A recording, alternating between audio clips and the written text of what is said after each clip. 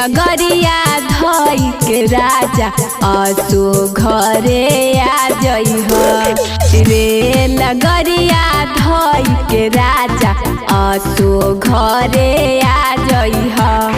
बबुआ खातिर सुना पराका, बबुआ खातिर सुना पराका, हमारा लसारी ले आइह।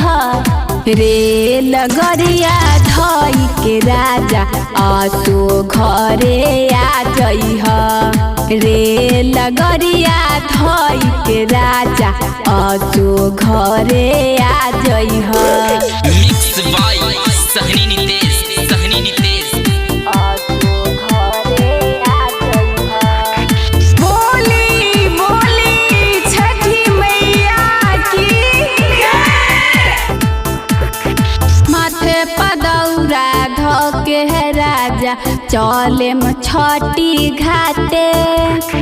पेनी पियरिया सारी सैया हमहू चलब साथे, हमहू चलब साथे। माथे पदौरा धके राजा चले छठी घाटे। पेनी पियरिया सारी सैया हमहू चलेम साथे। केलबा नारियल कीन के सैया बाजार से जल्दी आ जइह। रेल गरिया धई के राजा असो घरे आ जइह। रेल गरिया धई के राजा असो घरे आ जइह। मिक्स बाय सहनी नितेश, सहनी नितेश।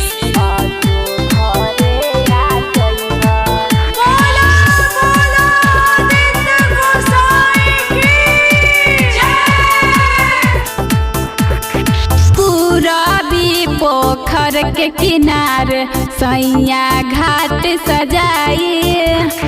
पारा भातनी तेस कंचन गिरी साथे जाई।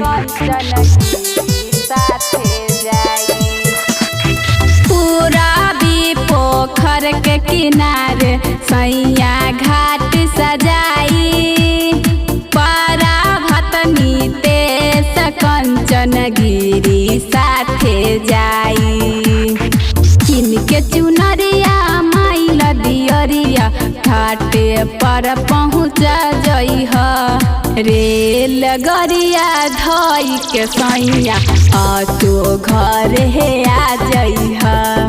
रेल गरिया धई के राजा असो घरे आ जइह।